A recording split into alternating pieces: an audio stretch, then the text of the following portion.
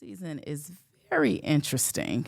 Experiencing life at this stage it's been challenging and rewarding. Women's empowerment, because I am a sucker for girl power. I think that we really do run the world. Like Beyonce said it, and it's like she couldn't have gotten it more right. If you just stay in the position of a student, that will take you further than your mind could even imagine. Welcome everybody to our podcast. I swear I'm an introvert.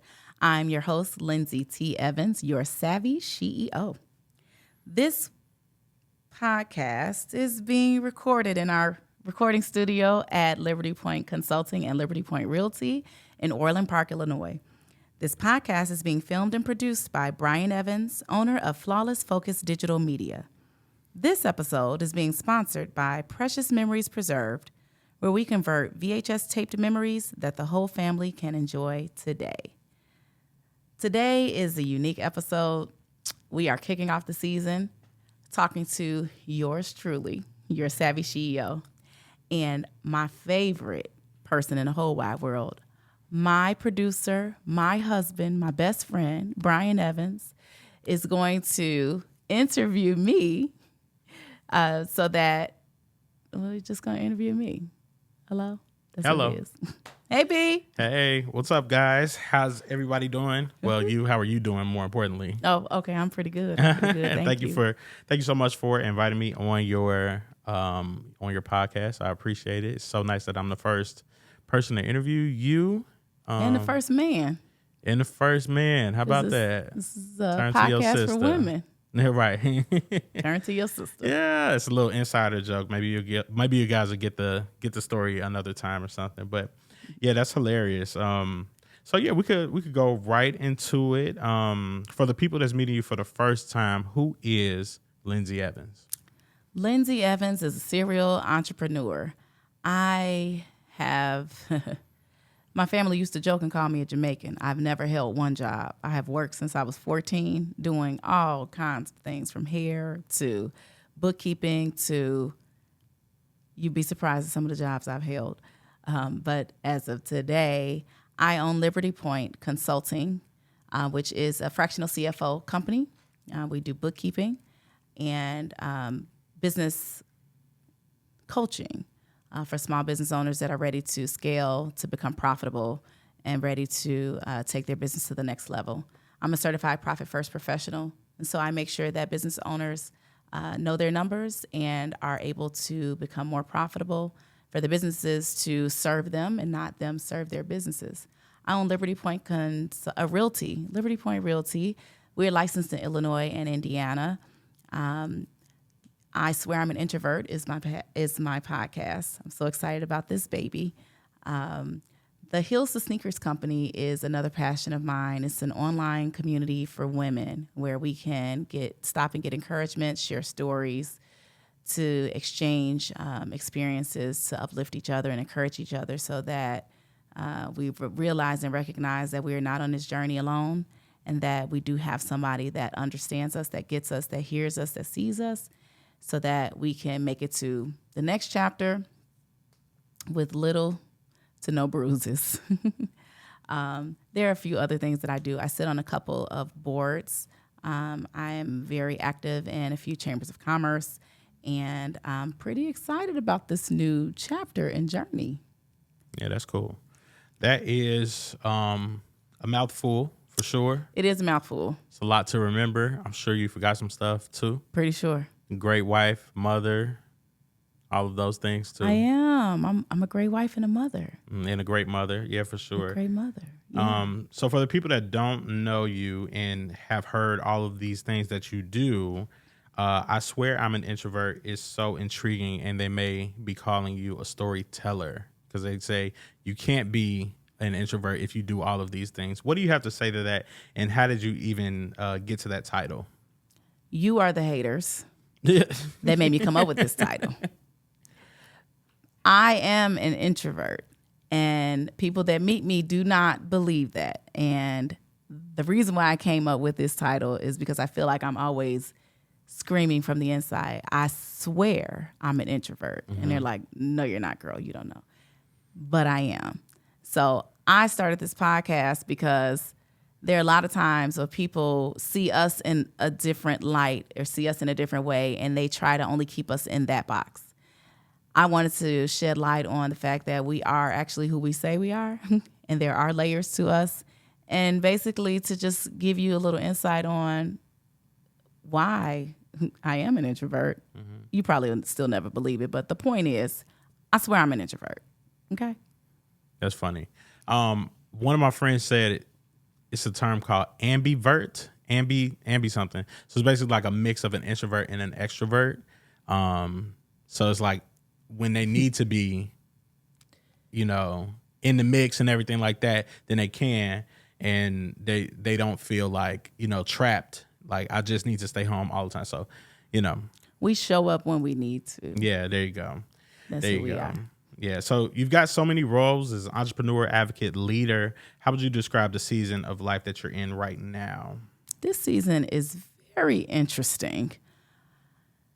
Recently, I just went through just a lot of changes and transitions, and kind of experiencing life at this stage it's been challenging and rewarding. So I was recently diagnosed with ADHD. And when I first heard that, I thought that ADHD only meant that you just get distracted easily, and maybe it was hard for you to focus.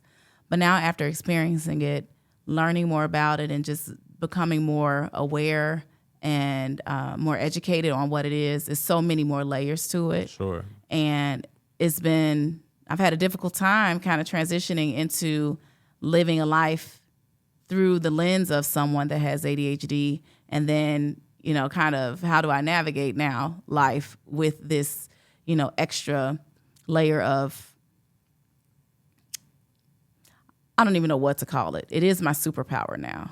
Mm-hmm. But this extra, layer that I have to kind of show up for life through.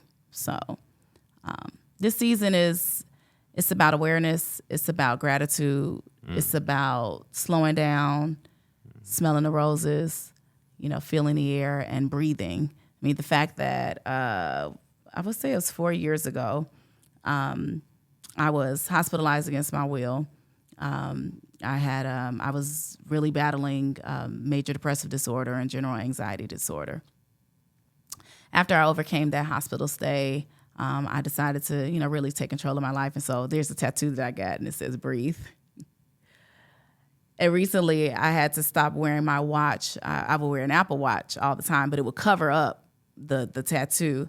And I literally put it here to remind myself to actually breathe. Yeah. And so because the watch would cover it up, I just wouldn't see that. And I literally wouldn't have that reminder. And so recently, in becoming more aware, I took the watch off so that I will remember to breathe. To breathe, yeah. It's pretty interesting. Yeah. And you've also been doing a phenomenal job as you've gained this new superpower. Can't be easy, but you've been crushing it though. Thank you. Want to let you know. He's a great husband. Thank you. I appreciate that. What made you decide to start this podcast? A few years ago, I actually started it, and Secrets out, people. Which is the secrets out. And really, it was because I felt like we didn't have, as Black women, enough representation in media and in the world. I just felt like the only, Black women that we would see, or most of the Black women we would see, they would be, like in the entertainment industry, and they didn't necessarily wear a lot of clothes, and didn't, necessarily lead with class or poise. And I just wanted to shed a light on Black female entrepreneurs to really show our little brown girls that they look just like us, and we actually have experienced a lot of the same things, or even for other female business owners to see that, we do share some of the same experiences and journeys, and it's okay. There's community here. Mm-hmm. So I really wanted to just shed light on the positive side of a Black woman. Not that, stereotype of the angry Black woman, like it's just, it's so much out here. to kind of deter us from living our life out loud. So I really did that so that we could have a space where there was some positivity and people being authentic enough to come and tell their real story and to tell how they did have obstacles and they were able to overcome them, and kind of give some tips and tools to like how they were able to do it, so that when you're faced with them, you'll be able to overcome them as well. Yeah. And there's so many pillars of just like being a woman, something I don't know about specifically. Yeah, but that's true. Yeah. with you blending women's empowerment, entrepreneurship, and mental health awareness, why these three specific pillars? Women's empowerment, because I am a sucker for girl power. I think that we really do run the world. Like Beyonce said it, and it's like she couldn't have gotten it more right. Right. Entrepreneurship, because day to day in running Liberty Point Consulting, I help entrepreneurs all day long. And we talk about profit. We talk about the struggles of being an entrepreneur, how lonely it is to be a business owner and at the top and all of these things. Sure. I'm just very passionate about, what we experience. And being an entrepreneur, there's some things that there's a language that only we know about, that only we can speak. And so just to be able to have that community just made me more passionate about that. And then, of course, mental health awareness, because there are a lot of people that they're not really comfortable speaking about their mental health journey. And what I found is that when you can kind of latch on to someone who understands and can put into words what you're experiencing, what you're going through, it really helps you to overcome the stage that you're in your mental health journey. Sure. Especially in the Black community, like it's kind of taboo. Like we don't talk about it. It's like, don't talk about it. Especially we don't want to go to therapy. Lord knows we don't want to go to therapy. And I found that I've been able to help a lot of people get through their diagnosis and the different things that they're experiencing, because I make it okay. It's okay. And you will overcome it. These are the steps. This is the journey. It's not going to be easy. It'll be worth it. And I'm grateful for the people that were there for me when I was going through those difficult times in my journey. So those are my three passions: women's empowerment, entrepreneurship, and mental health awareness. Yeah, no, that's good. And then, so you were talking about the little brown girls watching and listening. What do you hope they see and feel from this show?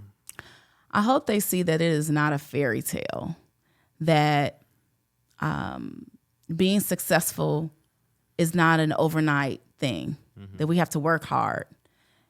But working hard doesn't have to burn you out. You really can see yourself in us, and just to encourage them, because they are our next leaders. And so we want them to know that you can do it too. If we were able to do it, you absolutely can do it, because the tools and things evolve as people get older and wiser and we discover more things. And so just really want them to be able to see themselves in us, and it not have to be the facade that a lot of times, is put out, in the media, that you have to have this perfect body. You have to have this, this perfect this perfect that, to show that it is an imperfect journey, but it is perfect at the same time. So that's what I want them to. Yeah, that's awesome. So speaking of childhood, what was yours like? Can you take us back to your childhood, and how did it shape you, who you are today? That's hilarious. My childhood, I love my family. There's five sides. I can say. You said what? 5 sides to the family. I do. I come from a very super blended family. But my parents alone are entrepreneurs now. They first started as employees. And it's interesting how, life just kind of, unfolds.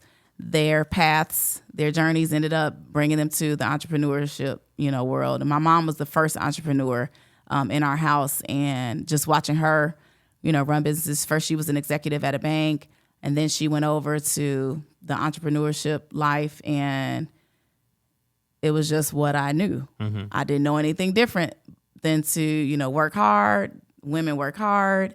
It wasn't where there were women had roles and men had roles. That's not how our house grew, how our house was.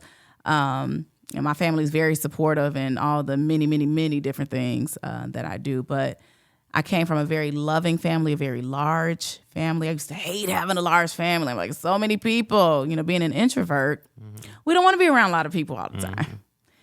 Now, as an adult, I'm like, I value my family so much. I love having a large family. Like, it's your own community, it's your own tribe. And at the end of the day, you know that you have your family. So we were well off, we weren't like super wealthy, but we were, middle class.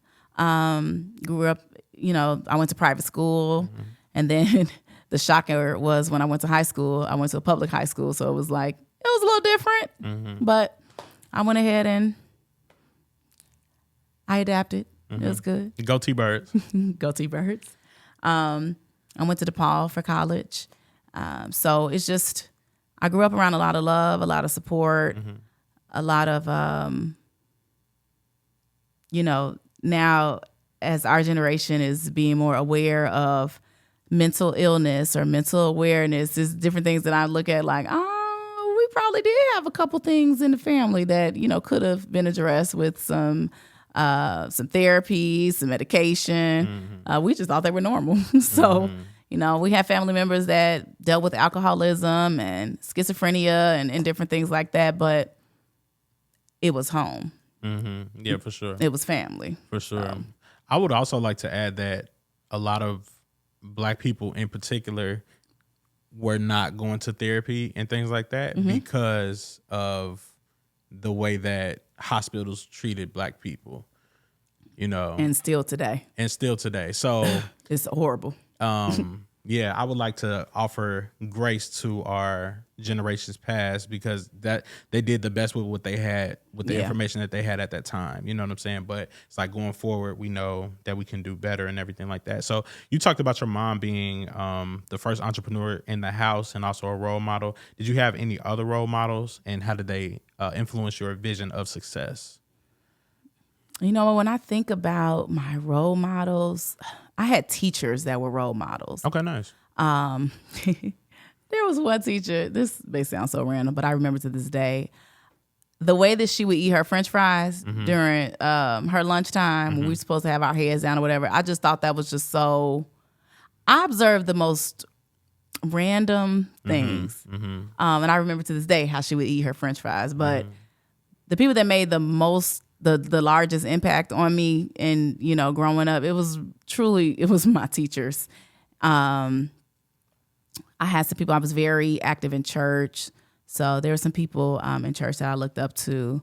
But if we were to talk about, like famous people or, influential people, I'm trying to think of who that is. What I will say is that one of my favorite movies is Hidden Figures. And when I watch movies like that, I feel so empowered. I feel like we can do literally anything. And so, my role models are sometimes characters in a movie, which it was based off of a true story. Right. But it's so important to see that though, because even Maxine Shaw, attorney at law, on Living Single, she had an interview when she was talking about how many Black women came up to her over the years and said, I went to be a lawyer because of you, because of what I saw on the TV show. So TV and media and stuff is not just something to just, laugh at or just throw away, because it can influence you for sure. It's powerful. Yeah, A Different World. Caused a lot of people to go to college. Yeah. So, yeah, that's true. And so that's, Claire Huxtable was like the mother of all mothers. Oh, for sure. She has such a way. Oh, yeah. To get you together without raising her voice, without lifting a finger and a hair being, out of place. Yeah. I still strive to be that way. She was just on The Shy as a mother, and she cussed this man clean out without using a curse word. Okay? Cussed him clean out. Those are my role models. Yeah. People like that. Yes, absolutely. So going to the T-Birds and everything like that, going to DePaul, at what point did you know that you wanted to be an entrepreneur? I didn't really know that I wanted to be an entrepreneur. Even when I started my official businesses that, where you register with the Secretary of State, I did not, it just was in me. I've always when I was in high school, I started learning how to braid my hair. Mm-hmm. And then it got to the point where people were like, you braid hair? Can you braid my hair? So then I started braiding hair. Then you look up and I'm crocheting hair in 2 shops while working a full-time job. Mm-hmm. It was just me, in my path. And I was just going to say really quickly too, I feel like with Black people, especially, we tend to look, or it's like a classism type of thing. Like, this person, all they do is do hair, or all they do is cut hair. That's very important. And if you are good at these things, you can build a big business behind it. Huge business. And lawyers need their hair cut. Mm-hmm. They need their hair done. So all of these things, your business doesn't have to be very difficult or very hard to understand. Complex. No, It doesn't have to be complex. No. But it is, because being a hairstylist is not just doing hair and being in cosmetology. Right. You are a therapist. Yeah. You are a pastor. Yeah. You are a priest. Yeah. Because there are things that are said to you in those chairs and that confidence. They're in confidence. They don't need to leave that. So, sometimes those customer service, people-facing positions are they don't get paid enough. Yeah. For what to deal with the different personalities and attitudes and things. We don't give them enough credit. No. No. So. Yeah. Exactly. Yeah. No, I do agree. So I think we can make a transition to a little bit of the bigger picture. So you were saying that all women go through kind of similar challenges, but we often don't talk about them. What are some of the conversations that you're ready to open up here? One big one I learned a few years ago, imposter syndrome. Yeah. When it was first introduced to me, I was like, what is that? I never heard of that. Mm-hmm. And now I was like, oh, yeah, that's me. Break it down for the people that don't know. Break it down for the people. So imposter syndrome is not feeling like you are enough, that you don't feel like you have what it takes. You don't feel worthy enough to sit in this room or sit at this table or to be in this conversation. And truthfully, you have everything that you absolutely need to do those things. Mm-hmm. But because you don't feel it and you don't believe it, you feel like you are this person that's posing as someone else. Mm-hmm. And a lot of women go through I found that a lot of men go through it too. Oh, for sure. But a lot of women experience that. And especially with, this was a man's world, right? Mm-hmm. And so now that women are coming... My husband just told me to look at the camera. I'm like, I really want to look at you. Now that women are kind of coming into being, where the men used to just reside, sometimes you feel like, am I okay to do this? Should I be doing this? Am I the right person for this? We absolutely are. So that's one of the things that I want to kind of open up, discussion to help women transition through that imposter syndrome, because it comes up in various different ways: being a mom, being a wife, being in different organizations and activities, and showing up, and then obviously in your professional life and at work. Though that's one of the main things that I think is helpful when we can shed light on it and figure out a way to get through it together. Yeah. So I feel like the next time you have imposter syndrome, just for yourself and for me as well, because sometimes I deal with it too, but just remember that it's somebody that's doing the exact thing that you're doing with less information and getting paid more for it. The only thing that they have that you don't have is the audacity. They like, audacity. I'm going out here and doing it. It's like, if you look at that person, you're like, yeah, but you don't even know about it. It's like, yeah, I'm gonna just do it though. I'm gonna just go ahead and do it. Yeah. Yeah. I've been in those situations a lot of times. Right. That's so funny. So representation is a huge part of what you're doing. What does positive representation in the Black community mean to you or look like to you? One is authenticity. Mm-hmm. A lot of times we try to paint a picture that this is what perfection looks like, or this is what success looks like. When we actually are able to tell the whole story, it frees us to get to the finish line faster instead of trying to live in this perfection, world that is really limiting, because we're not telling the full story and what to expect and what you'll go through and what you'll encounter and how to overcome these things. So positivity is so broad, but to show that we can do these things that help give life, help invest more, help to empower, help to uplift. That's what I'm talking about when I'm talking about positivity. If it's doing something to make something better, to improve something, that is the representation that I want to speak to and help shed a light on. Mm-hmm. I think transparency helps too, like you were saying. Mm-hmm. And when I talk to rich people, I love to know about their broke time. Absolutely. That's what I want to know. Yeah. We could talk about we can talk about that. Stuff's cute. But let's talk about the time where you was like, yeah, I didn't know how I was going to do this or do that, because I think that's very important, because sometimes we see people at, not that they're at the finish line, but they got this figured out for sure. They've gotten to your goal. Right. They've gotten to your goal. They've gotten to your goal. Right.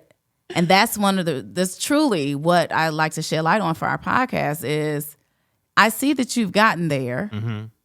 Let's talk about how you got there. How you got there, yeah. That's important. important. And then as we're going through the how that we got there, you're like, oh, we really are the same. Mm-hmm. I'm going through that now. Mm-hmm. And to see that, hey, I can get to my goal because you did it. Mm-hmm. You already paved the way. So, yeah, I agree.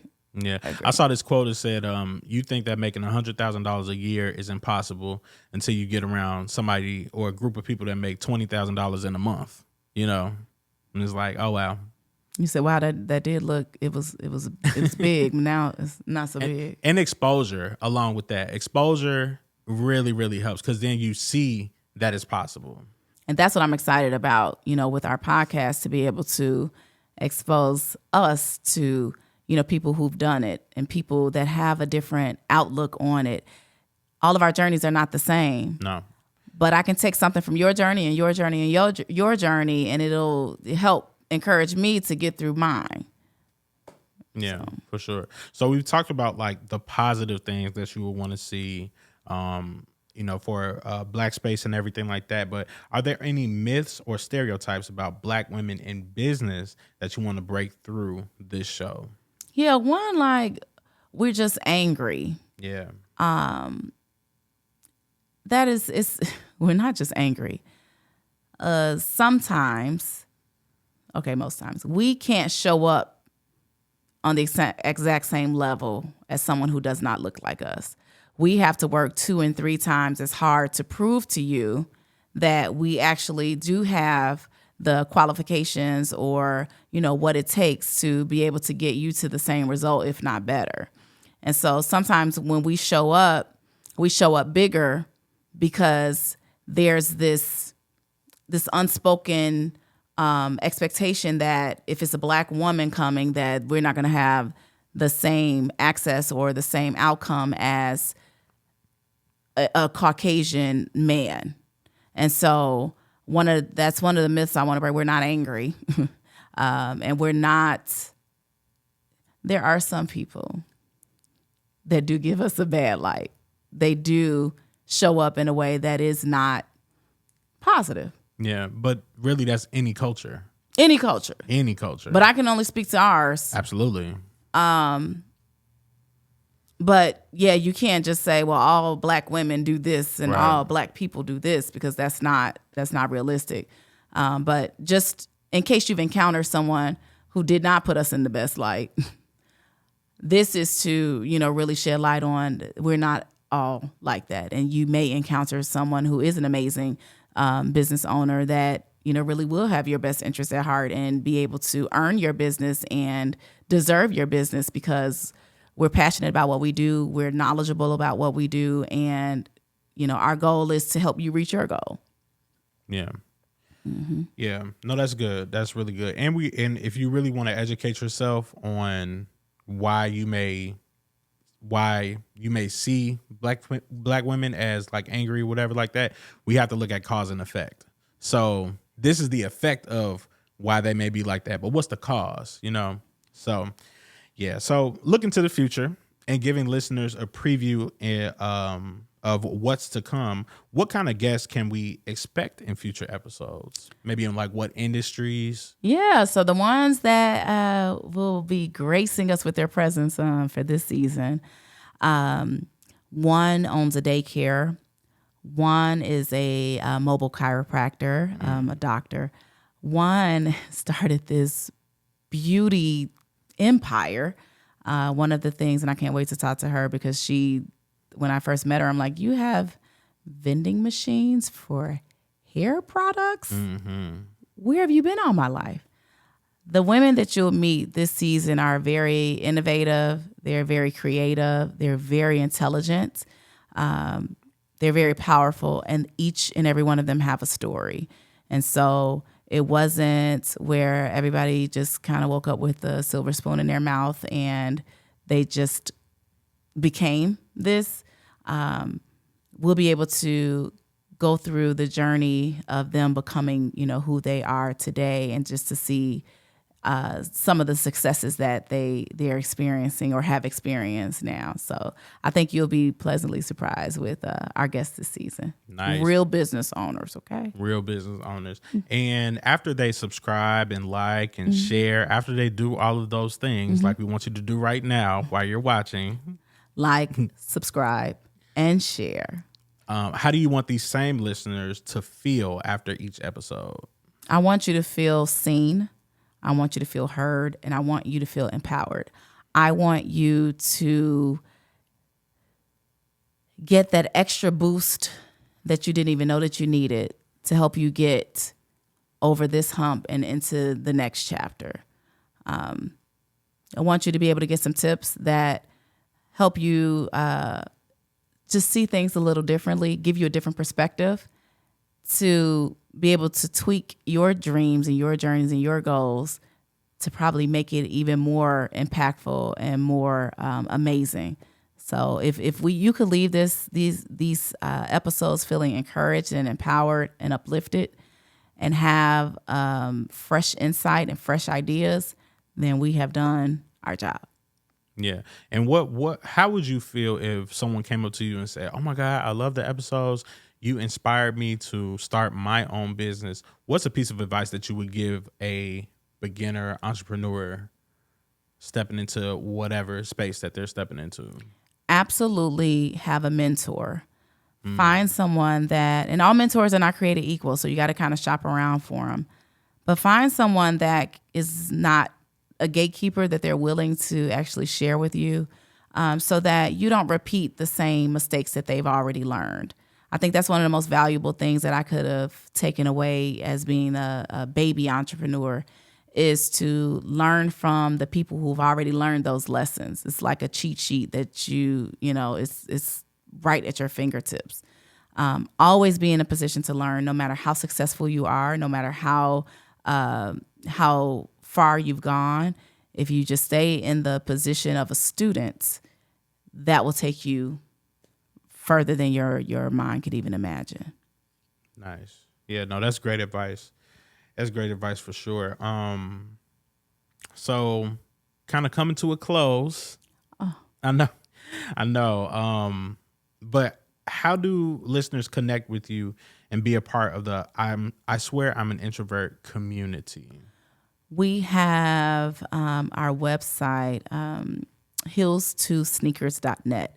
Heels like the heel of a shoe, HEELS, the number 2, sneakers with an S.net. The reason why we came up with that company and that name is because women are often dressed in a skirt or a suit, and they're wearing heels when they go into the boardroom and to meet with clients and to have that interaction to present whatever the offering is.